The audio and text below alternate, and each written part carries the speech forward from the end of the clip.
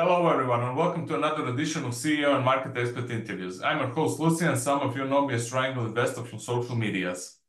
Today, I'm joined by Bruce Lane, Executive Director and CEO for GTi Energy, a uranium exploration and development company with assets in the United States. Bruce, it has been a while since you and I last talked. Welcome back.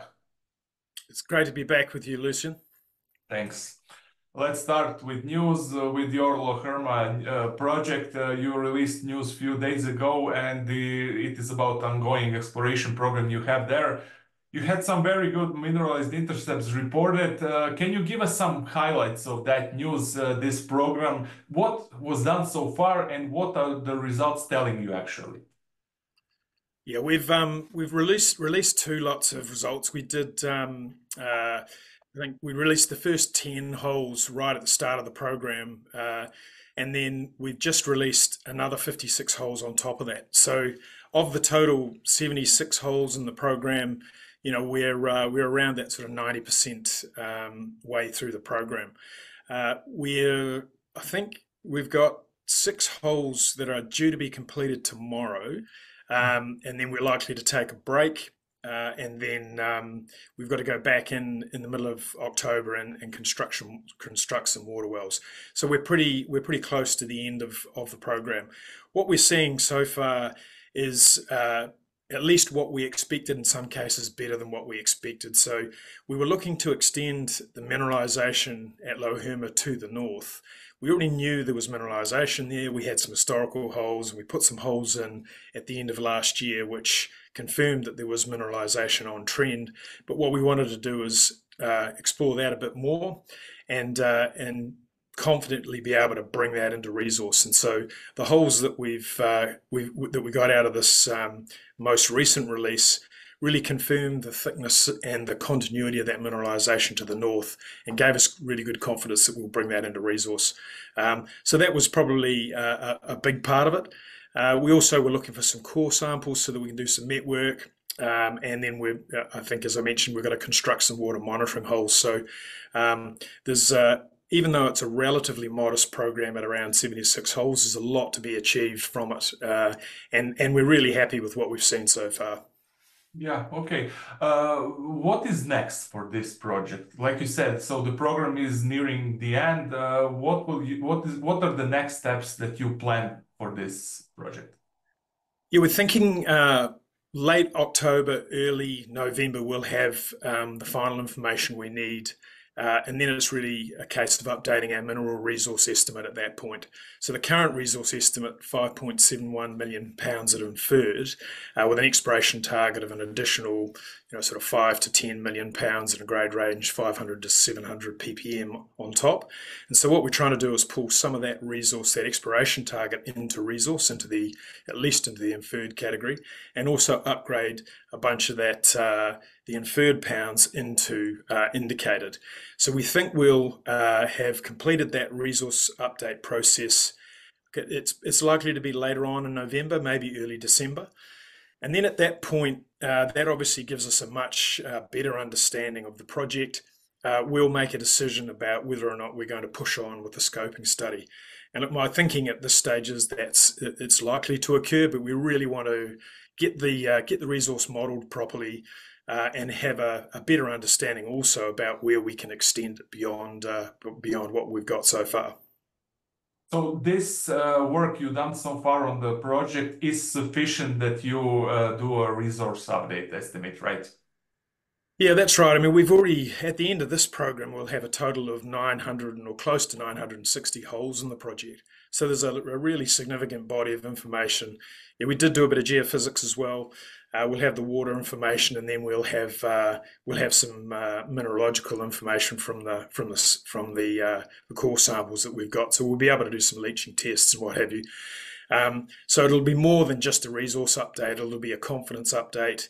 And, as I say, it should put us in a good position to be able to get on with the scoping study. So, yeah, we've got a lot of information on the project now, a huge body of information. Excellent. With drilling all went well. How was the weather condition? The drilling, Yeah. all good? Yeah, look, I mean, it's one thing you can kind of be confident with Wyoming. it'll be windy most of the time, but the sun does shine a lot in summertime, and it's very cold in the depths of winter. So look, it's been good. The drilling rates have been really good. We've got great partners there. We've been working with the drilling crew for the last 3 or 4 seasons, and our logger and our geologists. So yeah, we know what we're doing, and it's all gone according to plan pretty much. So we've probably achieved drill rates better than we expected, but it's probably only means we're finishing a few days earlier than we expected. Okay, Bruce, what was the overall budget for this exploration program? Look, it'll be around depending on whether you include a bit of mineralogical test work, but it'll be of the order of $1.5 million US. So Okay. and that includes all of our geological time and consultancy time, gamma logging, drill rates. We've got seeding and rehab to do.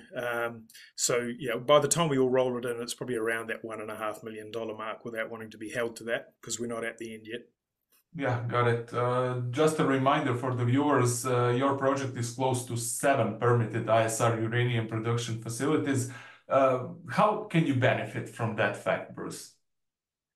Yeah, look, I guess in the near term, we kind of focus on just executing on the project and improving the resource. But I think if we look at the potential ways that we can commercialize the project, having those neighbours some of whom are in production. If you think ISR Energy down at Lost Creek, as a lot of your viewers will know, have been producing for quite a while now, and they're moving on to build Shirley Basin, which incidentally is around about 8.8 million pounds, I think.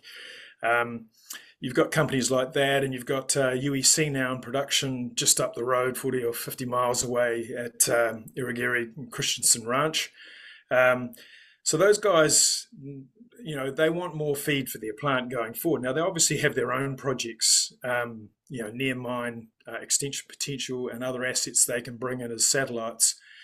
But it does take time and cost money to do that. So, we think that the 960 or, it'll be, close to 1,000 holes in our project would be, in the order of sort of $15 to $20 million worth of investment over a period of 3 or 4 seasons. So, and probably slightly longer by the time you get it permitted. Obviously, it'll be longer than that. So, for a producer around us who might be looking to accelerate, or build their pipeline of projects for mill feed, there's obviously a potential relationship there. It could be a resin processing agreement, it could be a farm, and it could be an acquisition, all those sort of things. So those are obviously potentials. The fact that there are permitted plants and plants getting back into production around us means that, the state of Wyoming is kind of used to dealing with them and knows how to deal. It's not something new for them. They've been doing it in Wyoming since the 70s and slightly earlier. ISR's been part of the Wyoming scene for obviously, most of that period, especially through the 80s, 90s and beyond. So it means that people are used to dealing with it. Nobody freaks out when you bring a uranium project to the table at the regulator. And obviously there are agreement states, so they don't have to go to the federal government for permitting. So those things are all a benefit. And there are people around. There's drillers who know what to do. There's loggers that know what to do. And I know there's a lot talked about in the industry about how hard it is to find people, and it's all relative, isn't it? If you want to do execute a uranium project in Guyana in the jungle, it's really hard to find people. It's hardish in the States, but it's by no means impossible, despite the fact that there's going to be increasing competition for people. So we can execute is really the short answer to that question. Partly because there's so much activity going on around us. So it is a great environment, and I think there'll be a lot more activity in the next 3, 6, 9, 12 months around potential partnering and I guess industry consolidation as well. Yeah, agreed. Wyoming is the place to be when it comes to uranium mining and exploration, but you also have a project in Utah, the Henry Mountains. What is the current status of that project? Do you have any plans, or all your eyes are currently on Lo Herma? Yeah, look, most of our eyes are on Lo Herma. We've also got our Green Mountain project in the Great Divide. We're waiting on a permit there, which we expect to get sometime in the next few weeks. We've got 16, we'll have 16 holes permitted there. We've got open permits in the Great Divide Basin as well, down at Thor, very close to Lost Creek. And then, of course, the Utah projects. So our Utah projects, I guess, are sequenced as our kind of fourth priority in a way. We're pretty sure we could bring pounds into resource fairly quickly and cost effectively there. Mineralization is very shallow, 20 or 30 meters deep. It's cheap to drill. We get really good numbers when we put the drill bit in. The spectacular grades, 4 or 5 times vanadium to uranium, so sort of consistent with what is processed at White Mesa. The district ores kind of pretty well understood, having been mined for many decades.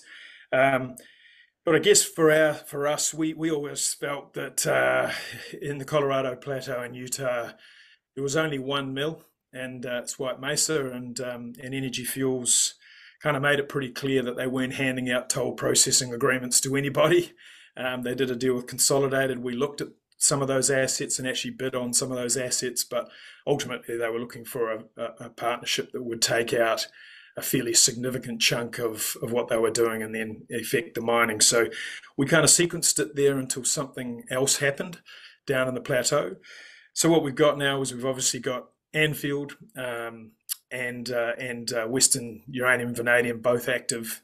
In addition to White Mesa, Energy Fuels now talking about an ore buying schedule for district ore.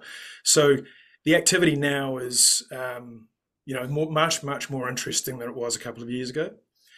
And so we are dusting off those projects, so to speak. We are looking at them in terms of what we can do, and it may involve some form of partnering. We think, as I say, I think we can get pounds out of that project without too much trouble and quite cheaply, quite quickly. But it's just a matter of what we prioritise, and I think very clearly at the moment, the best opportunity for our company is to focus on Lo Herma and invest in that project in the Powder River, and that's we see that as being a much better project, a much better place to spend our money than our other projects, simply because it's so mature and it's so relevant now to what's going on in Wyoming. Yeah, your list of priorities really makes sense. Are you fully funded for covering all the expenses on your projects? I mean, Utah, Lo Herma, and the other Wyoming projects. How is actually your financing plan for the remainder of 2024 and the beginning of 2025? Yeah, well, I think anyone who's followed us will know that we conducted a placement a month or so back, a couple of months back, and following that up, we wanted to offer our shareholders the opportunity. It was, obviously a bit of a discounted round, to say the least. So we didn't feel it was fair on our shareholders not to give them an opportunity, and so we are in that process. I think the rights issue closes on the 23rd, so next Monday, and we're raising another couple of $1 million under that offer, and that is underwritten to $1.6 million. So, look, we're funded certainly for the work on that basis for the work that we're doing now, and we'll go into Christmas with money in the bank. As for how much money we've got to conduct large exploration programs next year, well, that's obviously a bit of a question mark as we stand in terms of how we fund that. And so there's lots of different conversations going on in the background about how we might do that. But ultimately, we're also just trying to make sure we don't get ahead of the market. And by that, I mean the share market. Clearly the fundamentals in uranium are sensational, quite unbelievable, actually. And, you've got people like Larry Ellison talking about building data centers with nuclear power plants next to them. Then, you think things can get quite frothy off the back of that sort of news, but it's clearly not happening just yet. And I think uranium price probably needs to pick up a little bit share market needs to give us some opportunity to get some new investors involved and get people to buy more shares before we get much more ambitious with our investment plans. Yeah, I wanted to ask you about the uranium market and the equities performance, and I will after you answer me the next question, and that is in July you were granted the membership in the Uranium Producers of America. Congrats on that. How will this benefit your company? I think it's really important to be part of the industry in the US. I mean, we've got those that wonderful customer base sitting right on the doorstep. That's by sort of up to around 47 or 50 million pounds a year, and a government that is extremely supportive now. And I think it's hard for people, I think, to understand how much of a U-turn has happened in the US from nuclear being, pardon my words, but a kind of a dog industry where utilities were wanting to shut their nuclear power plants down to all of a sudden, desperate to not only keep them going and extend their lives, but actually find a way to build more new ones. And part of that is making sure that the uranium miners and producers are positioned within that conversation and within that movement, so that one, that we've got a chance of actually meeting the demand, but two, that all the support that's being put in place by the government, of which is billions of dollars, is actually then interpreted favourably for the players in the mining industry. You've got to go back to the megatons to megawatts program and see how badly the industry was treated. And people talk about a 10 or 20 year drought in uranium. Well, it's been a heck of a lot longer in the US. It's been since the 1980s. There were 44 million pounds produced at one stage, and I think you saw the quarterly report was 82,000 pounds for last quarter. So, it's been in a really bad space for a long time. So I think the industry so far has done a really good job, and there's people like Scott Melby and the UPA have done a wonderful job lobbying in Washington to get some airtime and to get some favourable outcomes for the industry. So we really want to be part of that and part of that group, playing our part wherever we can to help support that voice in Washington. Definitely. Now you can expand a bit on the uranium market fundamentals and how do you see going forward the uranium market and the uranium equities, since they really were underperforming recently. What's your take? Yeah, well, we had it's a bit of a nuclear winter since January, haven't we? And it's look, it's been frustrating in a way because the fundamentals really haven't done anything other than improve. And I think we look at an $80 to $80 long-term uranium price, and if you look at the economics of a project like Shirley Basin, which is being built now by ISR Energy, I mean the NPV on that project is something like $120 million and 80% IRR. Now, that's at $80. So we don't need, $120 uranium, $150 uranium. It's that at a price now that for these ISR projects, given the modest capex, I think Shirley Basin's, $40 million worth of capex. It is a satellite, so if you want to put an elution precip and drying plant on the back, if you look at Peninsula's PEA, that's an extra 20 mil on the back. They're modest capex, and the above ground component of it is relatively straightforward, particularly the alkaline leach projects. So the price as it stands supports these projects, and that's why the existing projects are getting back into business. That's fine; they're all got sunk capital, but it's when the new ones are being built, like Shirley Basin, that that the economics are good for these projects. And so, we're really happy with the price where it is. We'd love it to be higher, of course. I mean, it only makes life easier. And so we see that's all kind of gravy, if you like, or upside. And we do see that improving. I mean, we know that long-term contracting, particularly from the US utilities, has been behind the eight ball. There's a whole bunch of reasons for that. Obviously, they've been waiting for the waivers, the waiver program to kind of get implemented. And that legislation came in on the 12th of August, and it's still working its way through. It's not, I don't think, 100% concluded. But that's part of the reason they've stood off. They've also pulled forward everything they can from their existing contracts in terms of flexing up at those low prices, which any sane and sensible customer would do if they had that option. So they've done all that. So I think some of that, or a lot of it, may be coming to the end of its utility. So you've got to, they've really got to start looking forward and looking at contract where the pounds come from through the next 2, 4, 6, 9, 10 years. And I think that's starting to happen. I mean, you were at the WNA conference, I wasn't.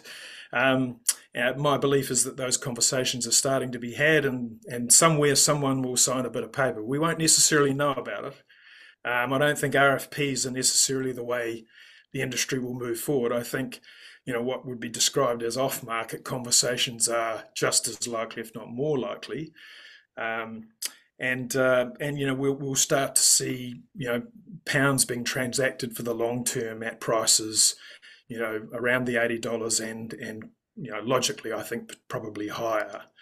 Certainly in the background, when you've got Kazatomprom pulling back on its numbers, you've got Niger out of action. Yeah. Australia's still struggling to figure out how it can get around some of these interesting state bans on mining. And look, there's a long list of reasons why uranium projects are slow to come into production, and I don't think that's going to change certainly in the next 3, 6, 9, 12, 18, 24 months, or even longer. So I think this period is going to see pardon my vernacular, the come to Jesus moment at some point. I don't know when the musical chairs will stop. I don't know when that is. But I certainly feel it's getting closer every day. And so I see price going up. I don't see supply responding. And I think that puts us in a good place for maybe Q1, Q2 next year. Maybe it happens before Christmas. I don't know. But, I'm optimistic about it, but I don't know when it's going to happen. Agreed on everything you said, 100%. That was Bruce Lane, CEO of GTi Energy. Bruce, keep us updated on Lo Herma, on the other projects, and I wish you luck. Thank you very much. Great. Thanks for having me on. Thanks, Lucian.